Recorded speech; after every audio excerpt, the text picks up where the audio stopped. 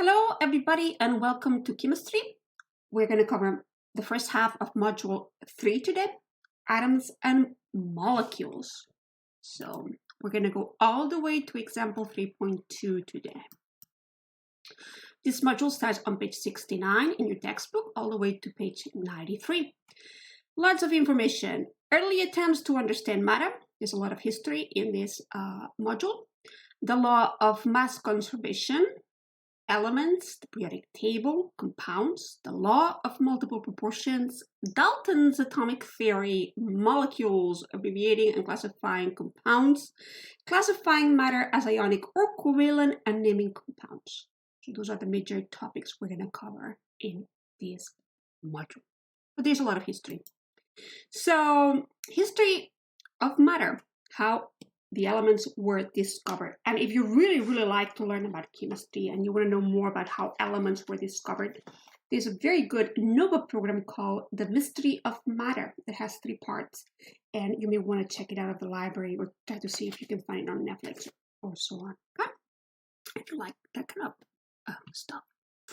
But you do need to know the difference between the continuous theory of matter versus the discontinuous theory of matter. And early Greeks started with this philosophy, and then they moved to this one, but they had no way to prove or disprove the theories. And for a while, both theories were running head to head.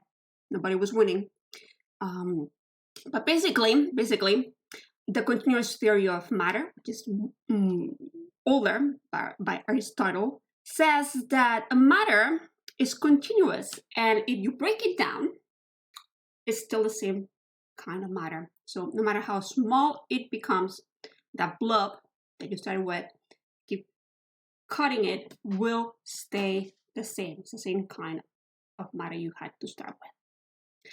But this continuous theory of matter is accredited to another philosopher, another Greek philosopher. At the time, philosophers, scientists, more or less the same, because they didn't have the technology we have today to do any kind of scientific experiment to prove or disprove anything. They just thought about things. People like to think about things, about the world around them. And that's what they did, those early Greek people. But the discontinuous theory of matter states that matter is not a blob that once you divide it into little pieces remains the same, but the matter is made out of smaller particles. That's what he said.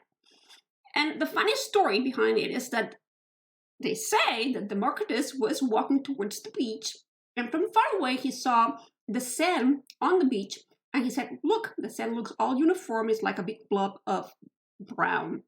But as he came closer to the sand, he saw that sand was made out of little particles, grains of sand. And he said, how? Maybe all matter is like that. Maybe if we could actually see it closer, we would see that matter is made of tiny, tiny little particles. And he called those little particles atoms. He came up with that name. So Democritus is the Greek philosopher that came up with the name atoms. And he said that was the smallest pieces of matter that existed. We know it's not true nowadays, but 400 of years before Christ is a long time ago, and they didn't have any technology to prove or disprove either theory. And you need to be able to tell me what these theories say, not who came up with them, but what the theories actually say. A tiny bit more detail, because I said to you, this could be in a quiz, it could be on your questions or a test. So you need to know this, you need to understand this. Aristotle came up with the continuous theory of matter, so before the other one. He said that all matter was continuous, no matter how small a substance was, the original properties were the same. Little, big, doesn't matter, it's the same all over. He said that matter, and he's not the only one who said that. Lots of ancient civilizations believe this to be true, that there were 4 basic elements, fire, water, air, and earth. That's what he believed. And he didn't talk about atoms. Now, Democritus, another philosopher, you see 400 BC, he came up with the discontinuous theory of matter.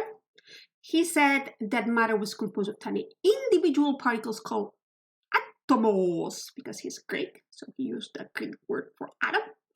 It's not scientifically tested because it's a philosophy, it's a thought. He was just thinking about it. There was no way to prove or disprove if it was true or not. But he said nothing exists but atoms and empty spaces. So there you go.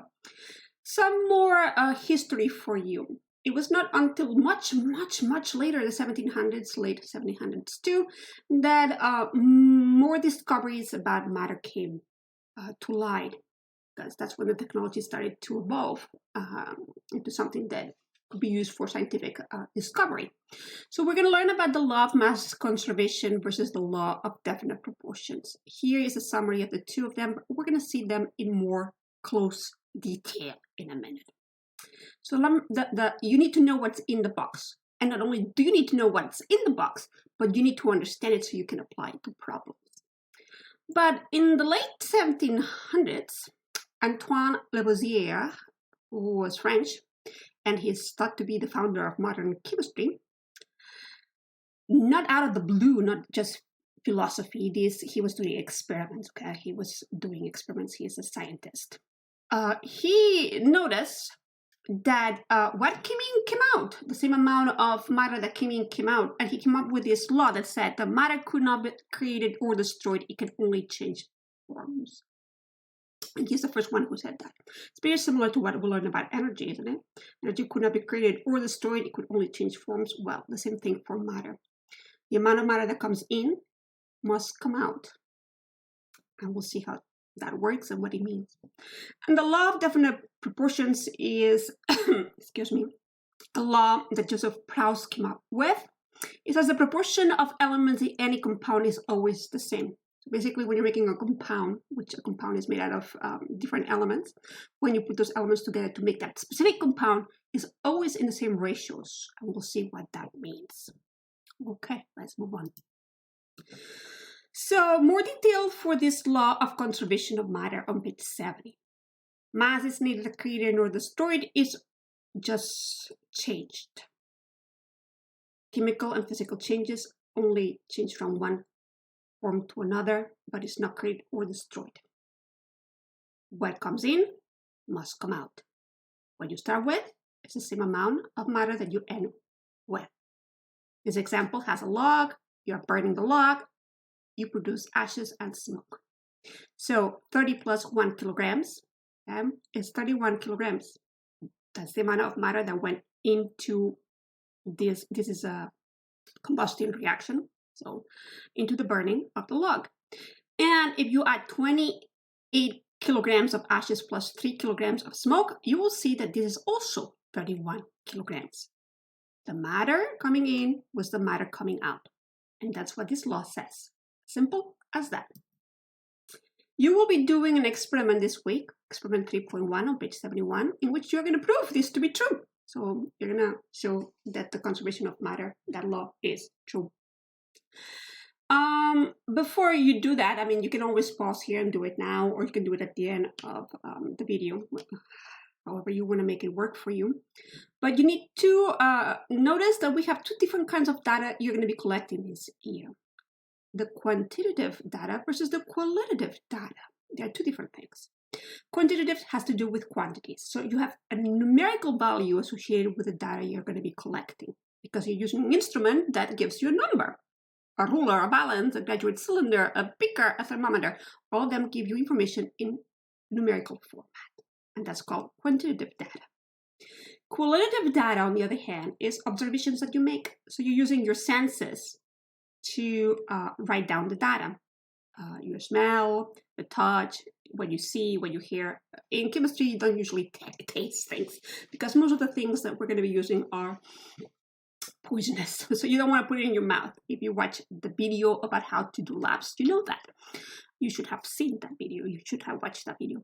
But every now and then I will say, or a lab will say that you can taste whatever, and then you can taste whatever. But as a rule, in chemistry, we don't put things in our mouths. So qualitative data, senses. Now, let's see. Let's put all this information together to solve a problem. And then later on, you can have some of these to do on your own. page 73, example 3.1. Let's read it very carefully. A chemist notices that when given enough energy, a certain white powder changes into two different substances, tin and oxygen. A chemist watches 151 grams of powder undergo this change. The chemist easily collects the tin that was formed and measures it to be a mass of 119 grams. Unfortunately, the chemist could not collect the oxygen that was formed and therefore could not determine its mass. Use the law of mass conservation to help the chemist determine how much oxygen was made. So let's go to the whiteboard here. Let me get my pen. Okay, so let's write down what happened here. This said that we had 151 grams of white powder. Okay, I'm gonna put white powder. You're combining these with, no, you're not combining it with anything, sorry. But it will give you tin. How much? 119 of tin. And then an amount of oxygen that is unknown. We don't know how much this is. But this said, we can use the law of mass conservation to find out how much oxygen actually came out of these breaking down of the white powder. Because we know that what comes in must equal what came out. That's the law of mass conservation. What's coming in needs to come out again. So this becomes algebra. 151 equals 119 plus, we're going to call this x. We don't know how much of oxygen we have. So x is 151 minus 119. And if you do the math, you'll find out that 32 grams of oxygen came out. So that's 32 grams of oxygen.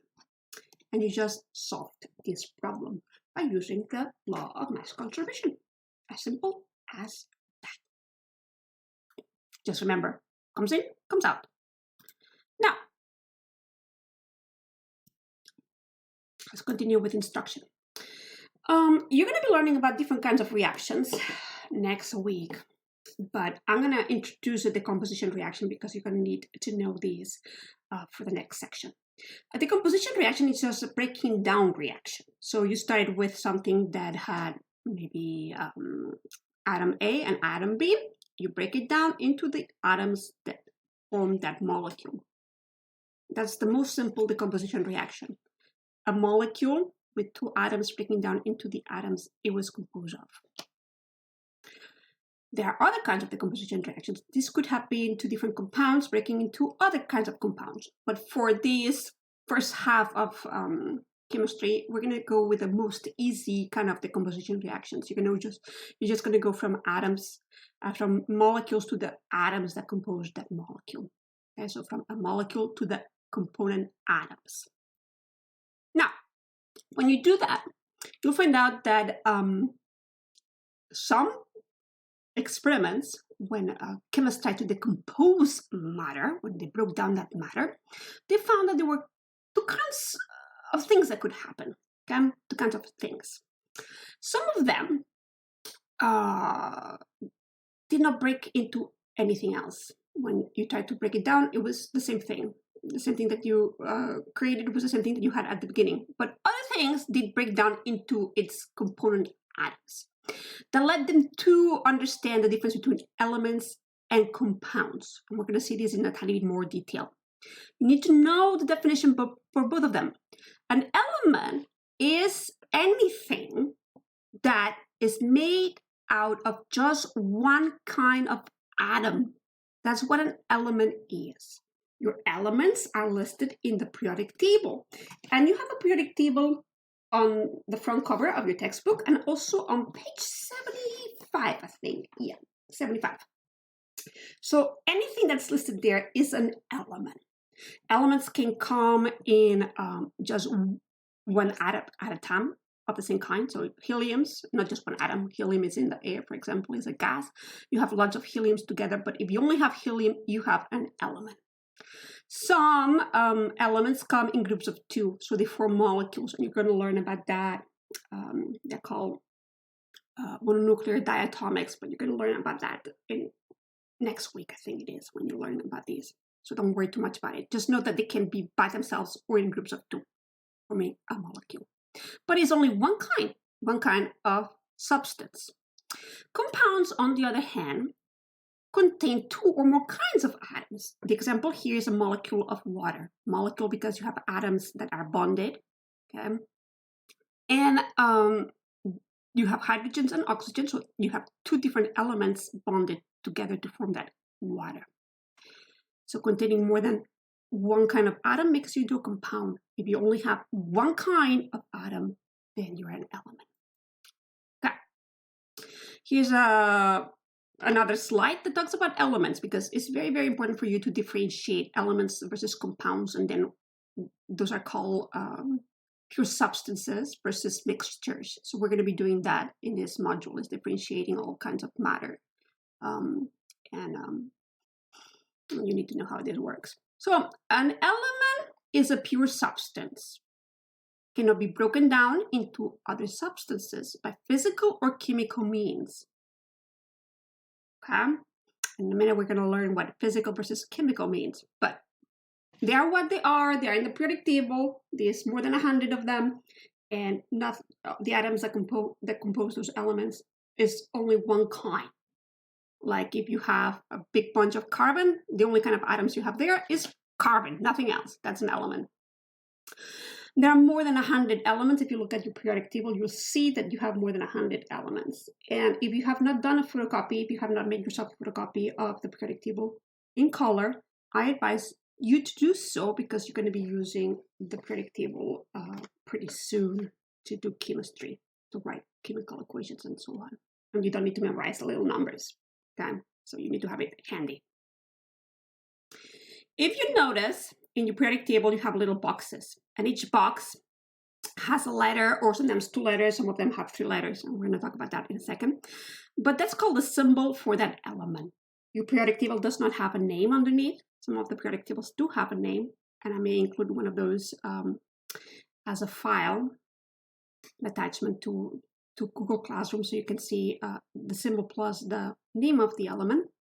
But you need to use the periodic table that the book gives you, because the numbers sometimes change a tiny bit, and you're going to have to use these values right here to do math with, the ones that Apologia gives you, to use the table given to you. But anyway, there's a symbol that represents the element.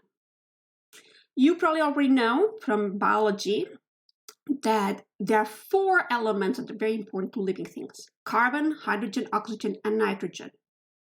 And the 4 of them compose over 90% of the mass of any living thing. So those are living. When you do chemistry, like chemistry, biology, biochemistry, those are the atoms you work with the most. Now, this is a photocopy of the periodic table. I remember that you can find it on page 75, but also on the cover of your textbook. And there are little boxes, there are little letters. You're going to be learning all about what those things mean.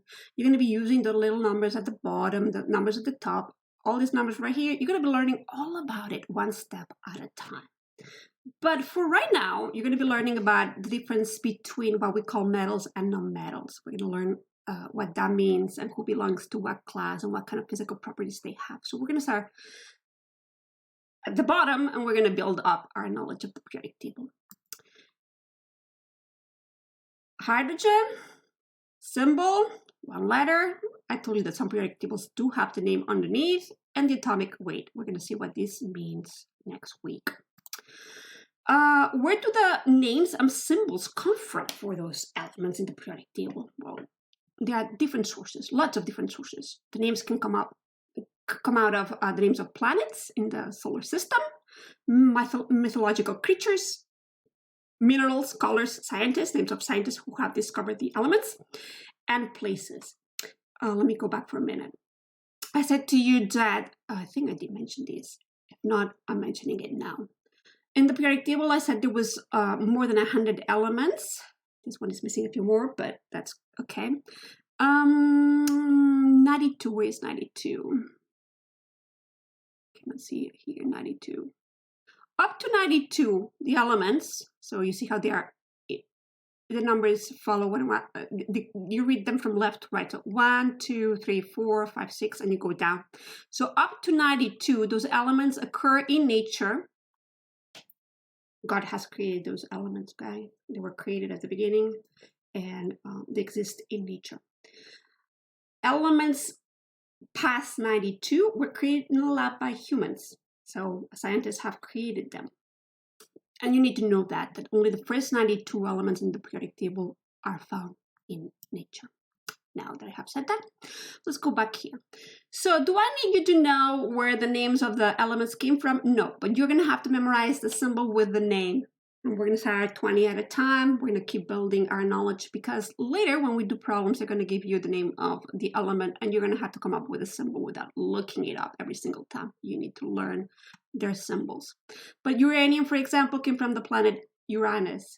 Titanium from Titan, those giants in the Greek mythology. Chlorine, chloros in Greek means yellow, so some of them come from Greek names. Iodine, iodize is violet in Greek also. Magnesium, magnesia is a mineral, so magnesium is in magnesia.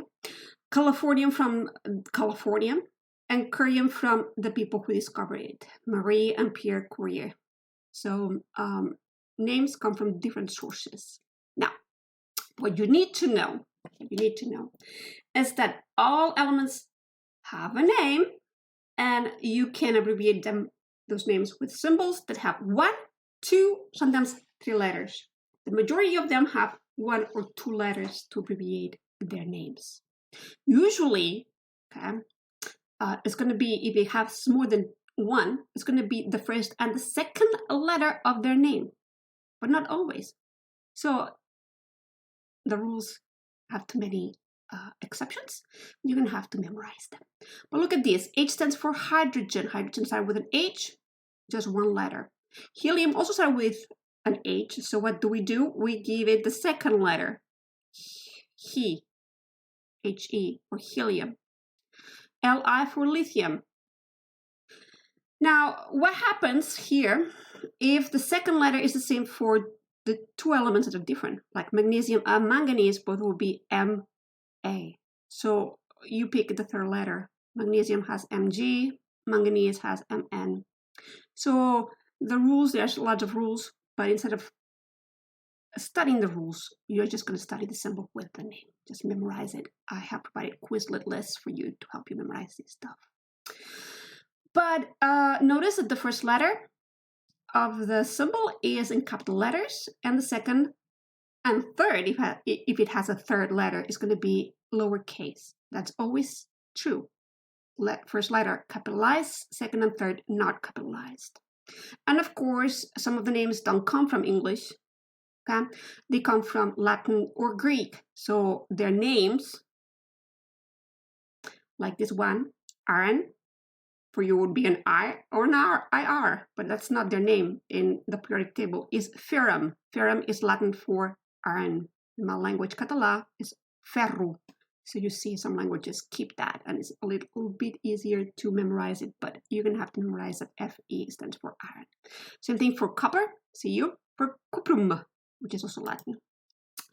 So the names came from naming planets, mythological creatures, scientists, places, and so on, but also come from English. Most of them are going to be English names, but also Latin and Greek. And here are a few examples, and you should know a few examples just for your cultural enlightenment.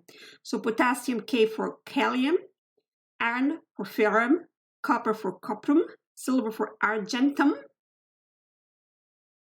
tin for stannum, gold for aurum, mercury for hydrogarium, I don't know if I'm saying it right, hydrargyrium, and lead for plumbum.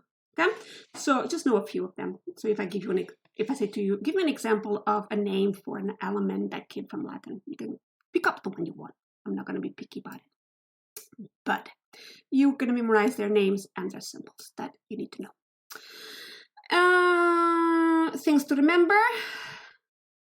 Most symbols are 1 or 2 letters, but some of them have 3. From element 1 to 92 occur in nature. After that, man-made. And capitalize the first letter, and second and third are not capitalized. Very good. So now we're going to look at the difference between metals and non-metals. If you look at your periodic table, you have on page 75 pink, then green and yellow, and then kind of a dirty green color at the bottom, but don't worry about those right now. We're going to focus on the green and the pink. Those are called metals and non-metals. Here they are in yellow.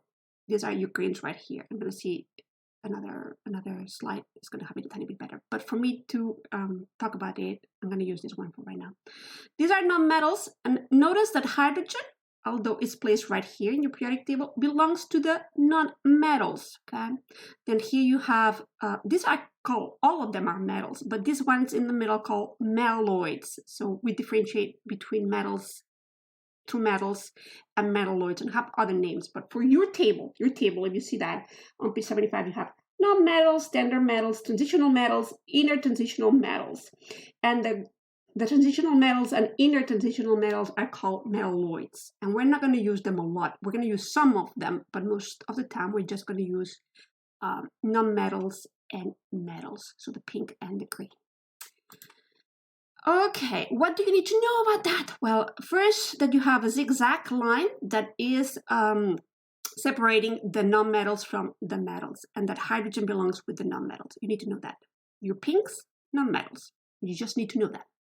What does it mean to be a metal and non-metal? Well, this is what you need to memorize. I'm going to give you a few more physical properties of metals and non-metals. You don't have to memorize them all. These are the ones you need to know, to memorize. If I say to you, tell me some physical properties of metals, you need to be able to say, oh, they are malleable. And what does that mean? Well, it means that you actually can make jewelry out of it. You can twist it, turn it, pull it, and they don't break. It has luster, so they're shiny, and they conduct electricity.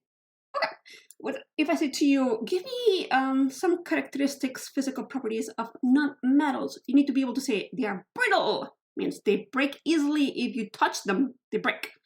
Lack luster, that means they are not shining, and they do not conduct electricity. So those basic things about them you need to know, but there's a lot more properties that they have. So let's look at them. Metals, lustrous, so kind of shiny. They are good conductors of electricity, have high melting points if you think about metals. High density, very packed together.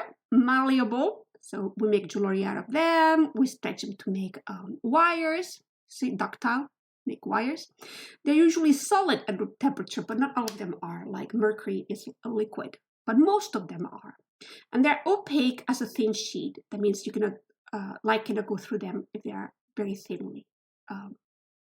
Because they can be malleable, you can make a very thin sheet of them. And sonorous, it means that sound can travel through them really easily. Sound waves.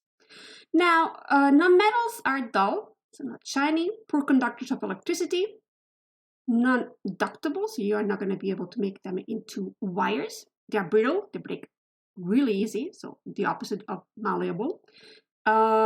Maybe solids, liquids, or gases at room temperature. So we have all 3 states of matter there. And transparent as a thin sheet, and they do not conduct sound very easily. Okay, so those are the basic physical properties of the 2 kinds of elements in your periodic table. Your biggest divisions, there's a lot more divisions inside the periodic table, but that's the first one you're going to be learning about. Metals versus non-metals.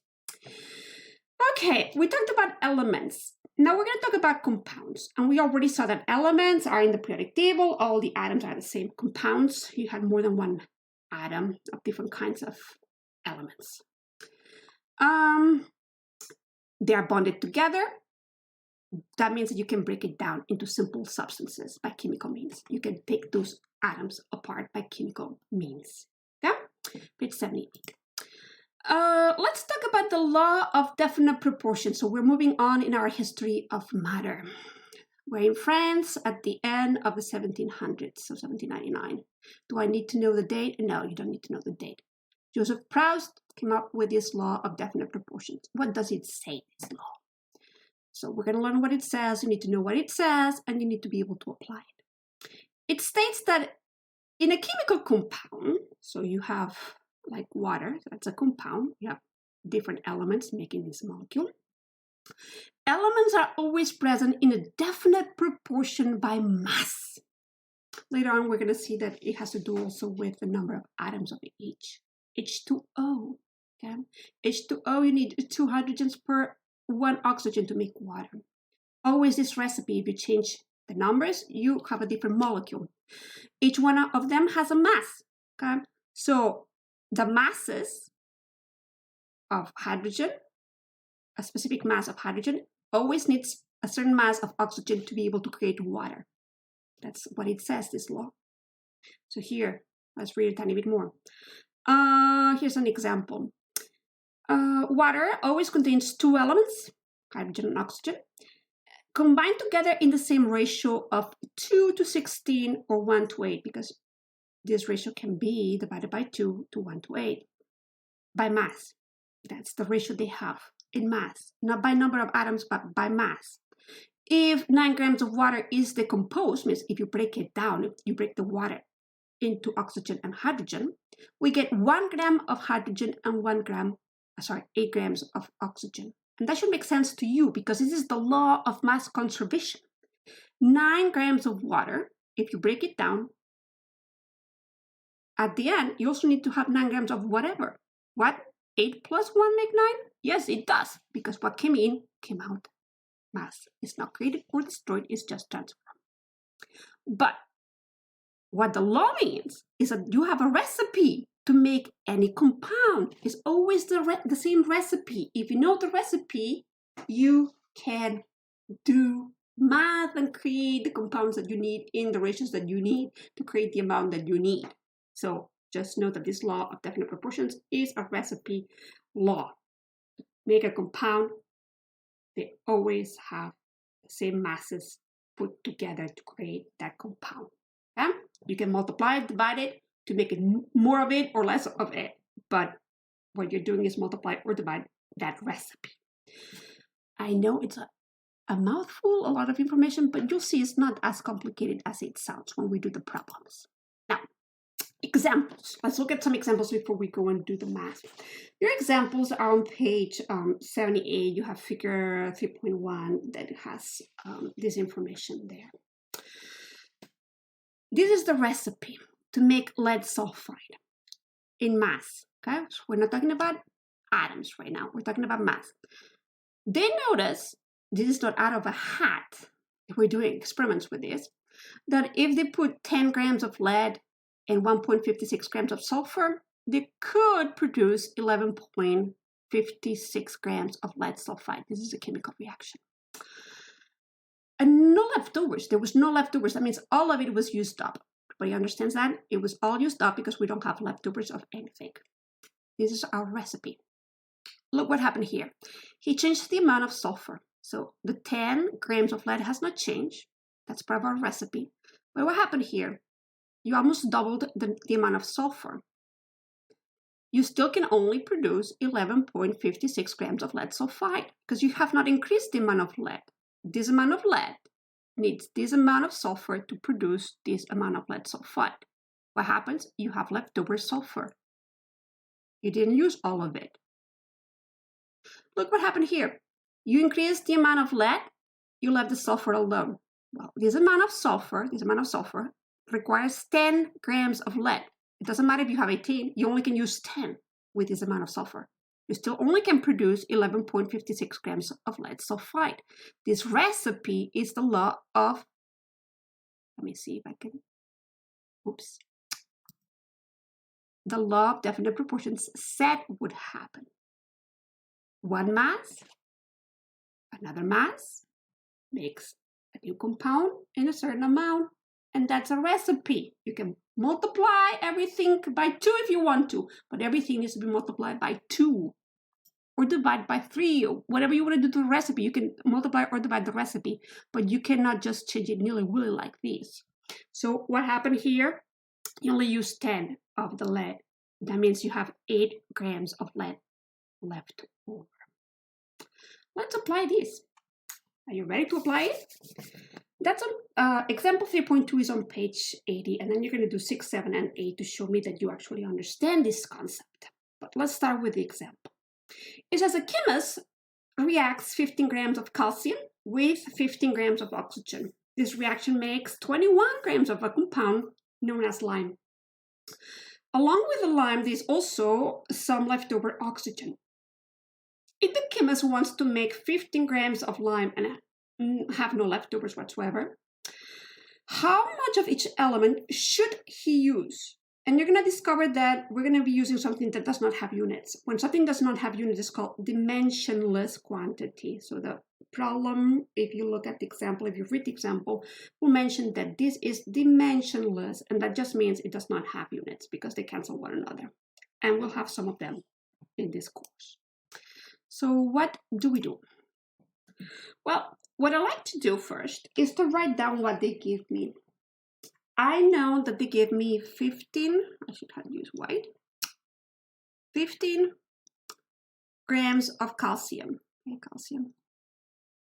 And I know that you have not yet learned how to write the symbol for calcium, which is Ca. But so for right now, I'm not going to put symbols or anything like that.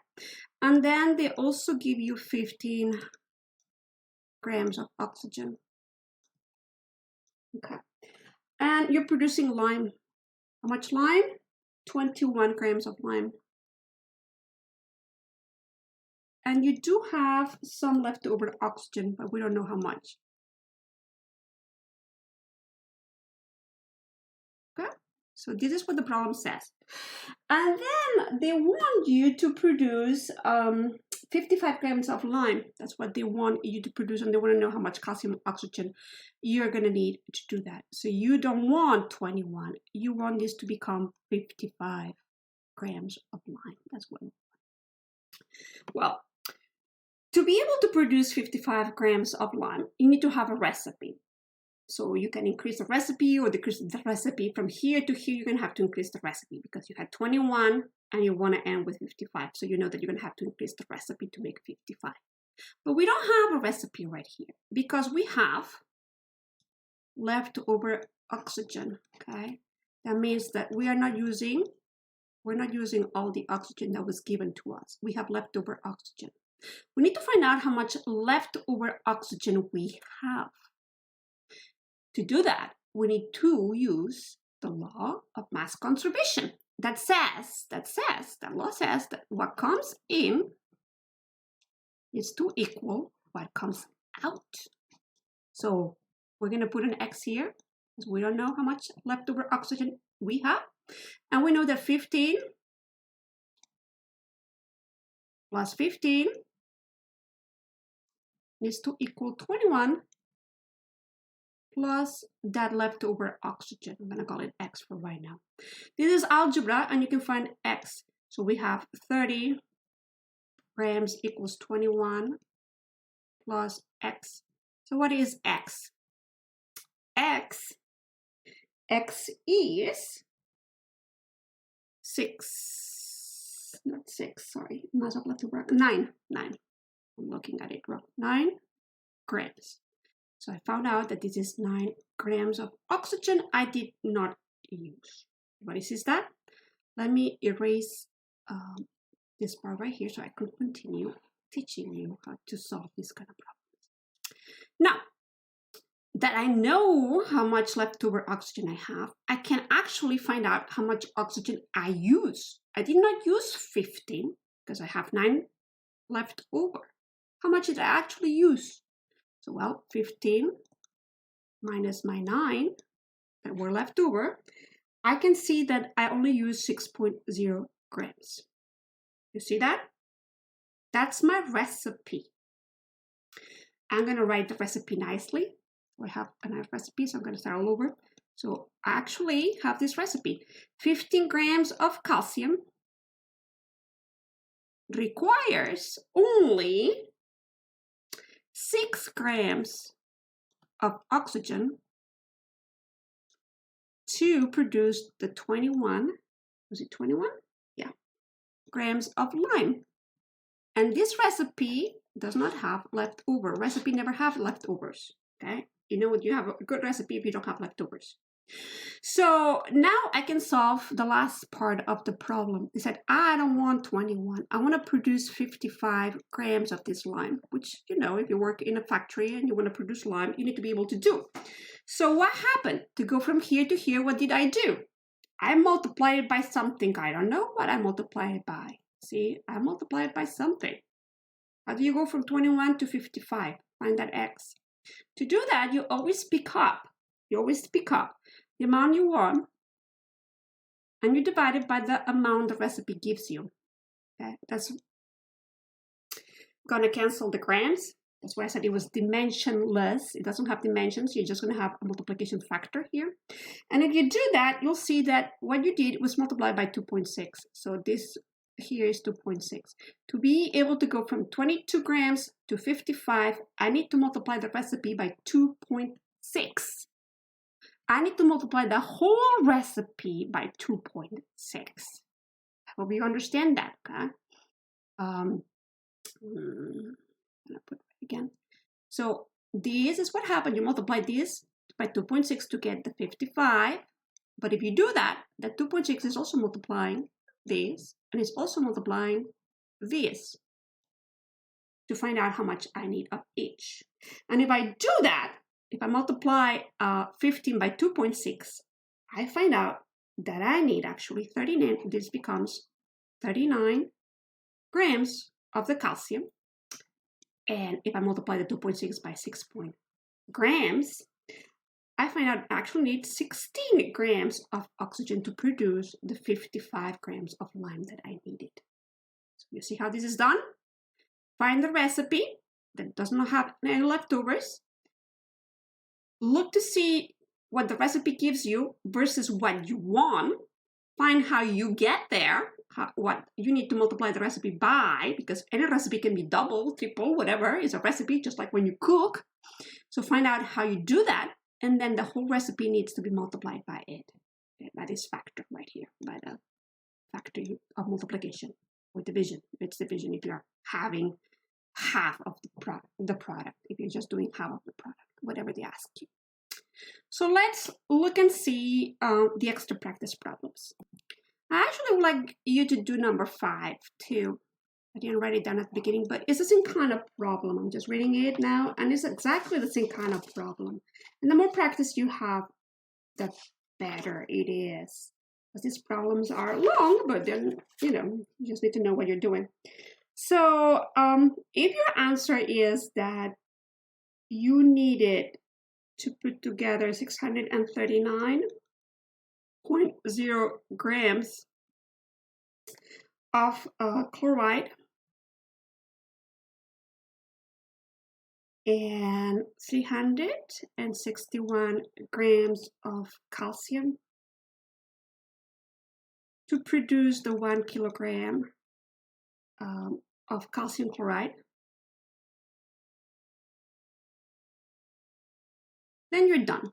If you didn't get this right here, try again or watch to see how I'm doing this. So let me erase this and see how we do that.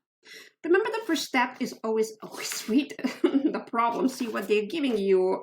Read it twice if you need to, but just make sure that you understand what they're saying and what they're asking. So in making calcium chloride, 100 grams of calcium, so we have 100 grams of calcium, plus 100 grams of chloride. So we are producing what? Calcium chloride. How much calcium chloride?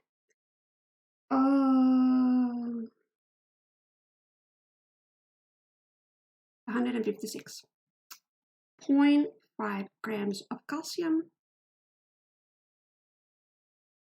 chloride. And we need to shorthand all of this because it's a lot of writing.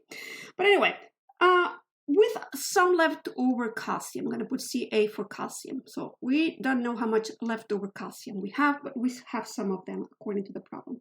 How much chlorine and calcium should be added together in order to make 1 kilogram of calcium chloride? So they're saying that we don't want this amount. We actually want a whole kilogram of it.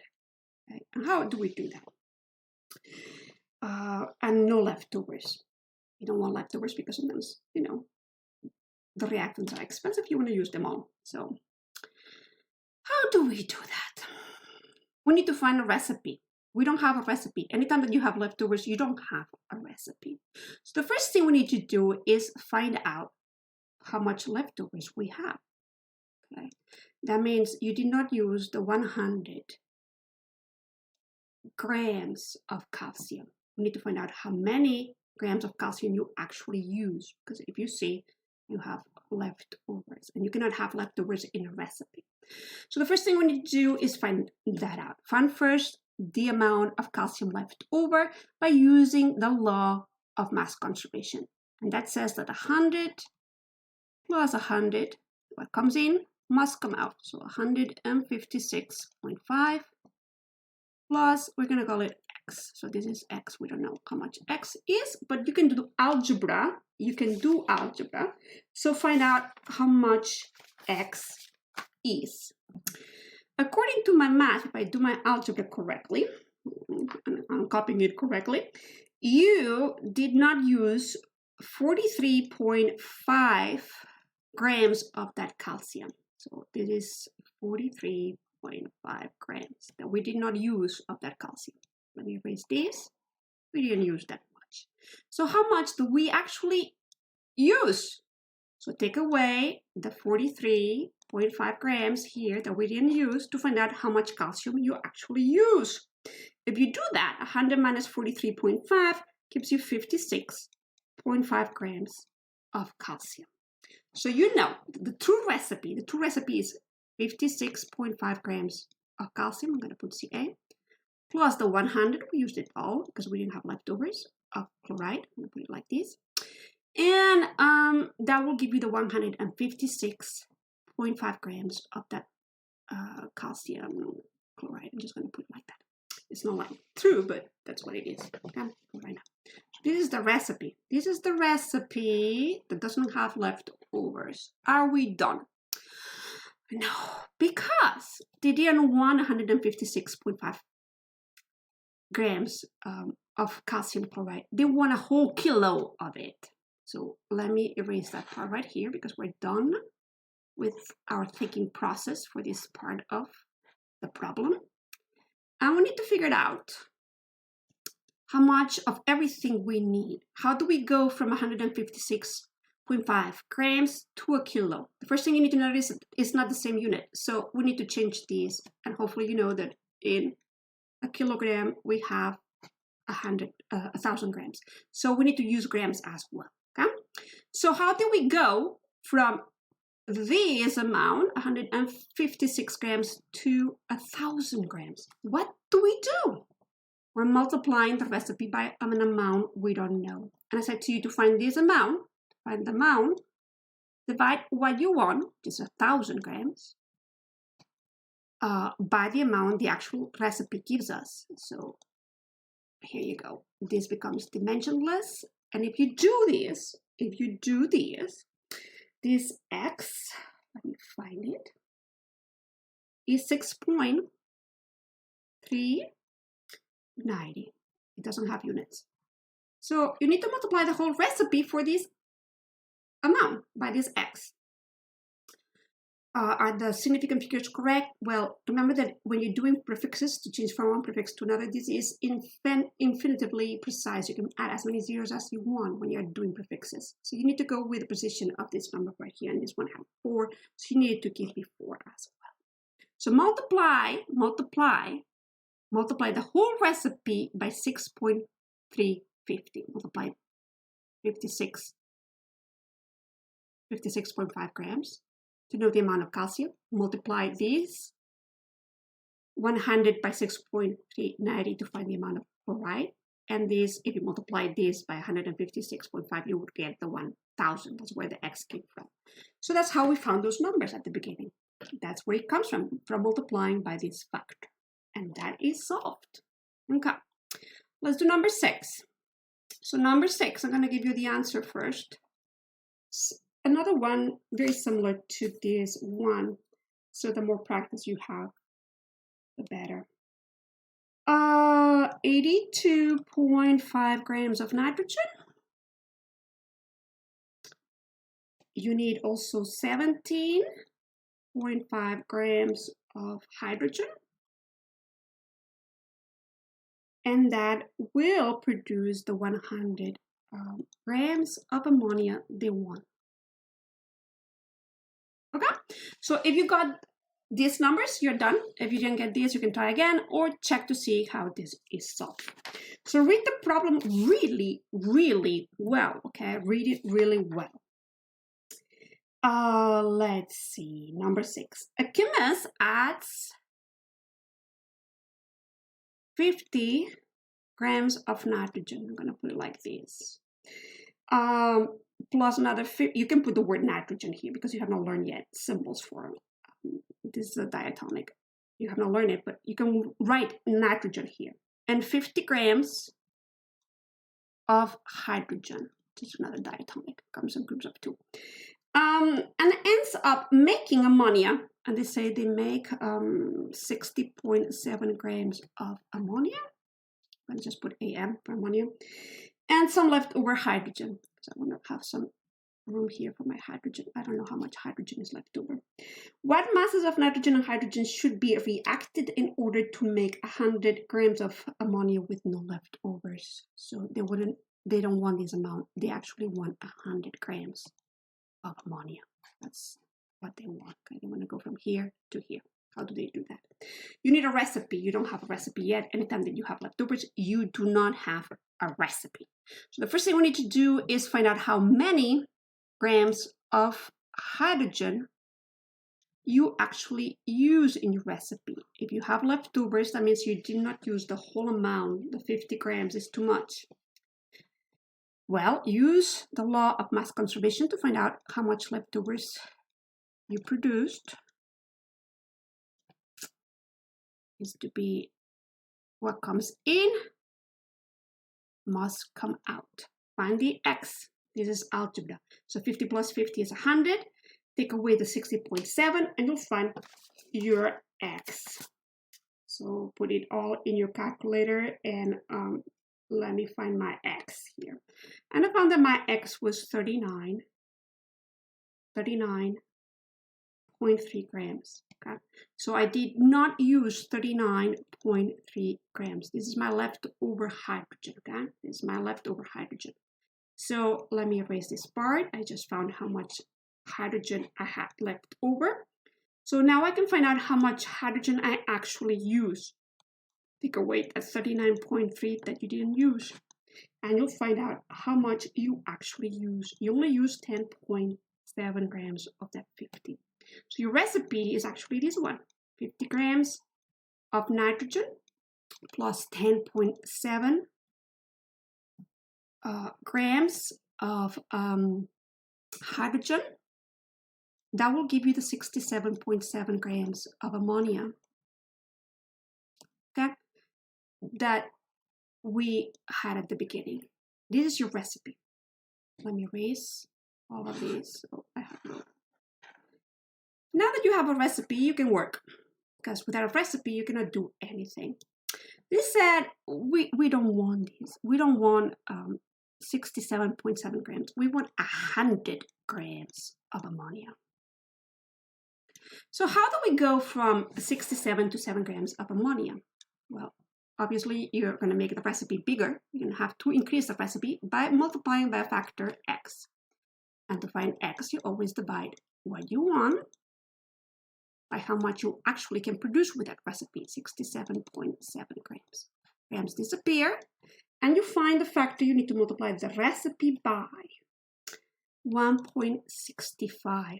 If I multiply my recipe by 1.65, if I increase it by this amount, then I'll be producing the 100 grams of ammonia. So multiply these by 50, multiply these by 50, and that's where the results came. 165 by 50, 165 by 10.7, and you'll find the amounts of hydrogen and nitrogen that you actually need to find the ammonia. And that concludes number 6. Number 7. So number 7 now. Let me give you the answers for number 7. And the answers for number 7, where do I have them? 33 grams. So if you got this, move on. If not, do it again or check to see how it's done. So always start by reading the problem really well. Let me get it here so I can read it too. If you react 12 grams of carbon, so 12 grams of carbon, I'm going to put C for carbon, and 4 grams of hydrogen, that was a diatomic, you will make methane. You have not learned how to write methane, so I'm just going to put methane. How much? Well, they didn't tell us. With no leftovers. If a chemist reacts 50 grams of carbon, let me put it in a different color. What about these 50 grams of carbon? With 50 grams of hydrogen, how many grams of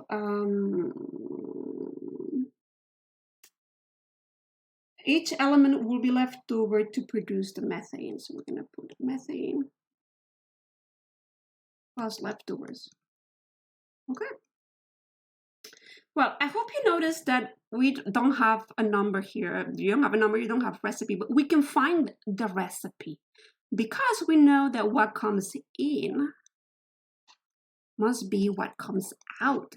The masses need to be the same. So if you add 12 plus 4, you know that you actually have produced 16 grams of methane. That's your recipe. Now, this is the recipe, but that's not what you were using. You were using 50 and 50. Which one of the two you're going to be getting low on if you run the recipe? You need 12 and 4. 50 is the same amount. So basically, you're going to run out of this one first. Hope everybody sees that. Because if you double the recipe, you're going to need 24. If you double the recipe, 12 times 3 is 36. So you still have enough. But if you quadruple the recipe, 12 times 4, 48. So you can quadruple the recipe, okay? And you're only going to use 48. But if you go to 5, what if you do it 5 times? That's 10, 60, okay? So between 4 and 5, you're going to run out of carbon. So let's see if you run out of oxygen at 5. If you multiply the recipe by 5, would you run low on that hydrogen? Well, 4 times 5 is 20. You only have used 20 of those 50 grams. You're not going to be running out of hydrogen first. You're going to be running out of carbon first. So we're going to look at carbon to determine how much methane we can make. Everybody sees that? Okay. How do we do that? Okay, let me clear this part right here. We said we could probably do between 4 and 5 recipe increases. How much can we increase? We still have to find the factor between those two. What I said to you, to find that factor, you can multiply the recipe by, pick up how much, the bigger number, divided by this one here in the recipe, and you'll find that you actually can increase the recipe by 4.17. That's all you can do before you run out of carbon. So I can multiply my whole recipe by 4.17. Let me erase these, and let me clear these and start all over so I have room for these. My recipe was 12 grams of carbon plus 4.0 grams of hydrogen to make 16 grams of methane. And no leftovers. That's my recipe. Now I'm gonna multiply my whole recipe by the 4.17 that I found by my x. Okay, my x was 4.17. I said you could increase that amount. But do that. If you do that, you find out that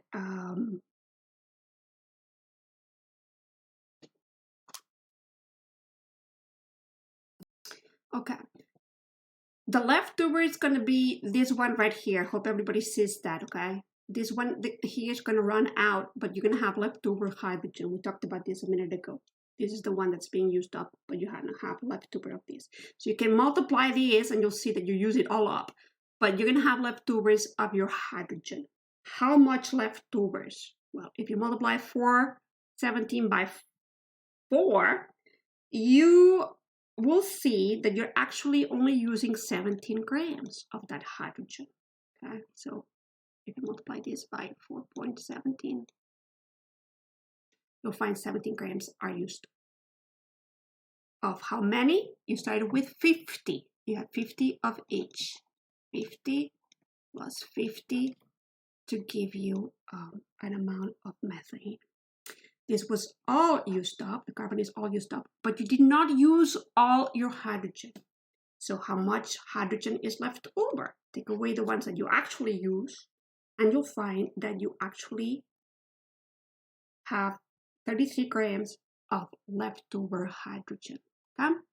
So they were not asking about how much methane you could produce. They were not asking how much of each you were making. They were just asking about how much leftovers you have.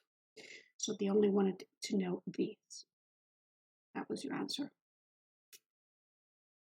Hydrogen leftover. I hope it makes sense. If it doesn't make sense, you can ask me questions. You can email me, or when we have our virtual class, you can ask me that. So we have one more. Number 8. Let me give you the answer for number 8. You find it. Well, it's a long one. So 35.9 grams of aluminum, and 96.3 grams of sulfur to make 100 grams of aluminum sulfide.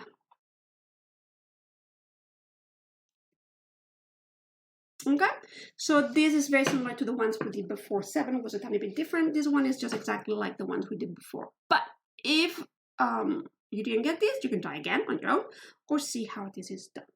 So let's check to see what the problem says. In making sulfide, aluminum sulfide, we had these 54.0 grams of aluminum and another 100 grams of sulfur, and then we made 150.3 grams of the aluminum sulfide. Soon we're going to be writing these in chemical form, but you don't know how to do that, so we're going to leave it like that. Plus leftovers. How much leftover didn't tell us, but it was sulfur. So somehow we didn't use all the sulfur. How much aluminum and how much sulfur should be used to make 100 grams of aluminum sulfide with no leftovers? So it's the same kind of thing. We want to make 100 of these, not 150. So the first thing we need to do is find the leftovers, because we need a recipe, and recipes do not have leftovers. I hope you notice that we had too much sulfur because we have leftover sulfur. How much leftover sulfur? We don't know yet, but we know by the law of maths conservation that what came in must come out. So we know that 54.0 grams plus 100 grams needs to be 150.3 grams plus something we don't know. I'm going to put it the X in yellow here. Find X. How much leftover sulfur do we have? Put it all in your calculator and calculate how much leftover. And I'm going to look at my paper to see how much leftover you actually had. This is 3.7 according to my notes, grams. This is 3.7 grams that I did not use. That means that my recipe did not use all of these. 3.7 was too much. So to know how much I actually use, I need to take that 3.7 that I did not use. And that tells me that I have, if I do the minusing, I actually use 96.3 grams of my sulfur. So my recipe looks like this: 44 grams of aluminum plus 96.3 grams of my sulfur, and that gives me 150.3 grams of my aluminum sulfide. Okay, that's my recipe. This is the recipe, and now I can do whatever I want with my recipe. I'm very capable of manipulating my recipe, making it bigger, making it smaller. This is a tiny bit different from the ones we did before because look at this. We don't want 150.3, we want just 100. So basically, you still have to find how it happens. How can you go from 150 to 3? But basically, you're making the recipe smaller. Okay, you see this? This is going to be less than 1. So how did you do that? Find that. How do you do that? Find that X. How you do that? I need 100. Always what you need at the top. What a recipe gives you, 150.3 grams are canceled. Bye-bye. And you find 0.6653. Is that too many? Let's see. I need 1, 2, 3, 4. 1, 2, 3, 4. I'm fine. So if I multiply my recipe by 0.6653, I'll get my 100 grams of aluminum sulfide. So this number is what I need to multiply my recipe by to find my aluminum and to find my sulfur. And that's where the numbers came. Well, that's the last of the extra practice problems. End of the first half. So you're going to read the textbook, add to your notes if you need to, review any examples that you need to review or any extra practice problems that you need to review. Work through all on your own as you encounter them. Do all of the labs assigned for this section of the module. Study for your conceptual quiz so I know that you are actually understanding this, and take your test for number 2. And that completes this section of module 3.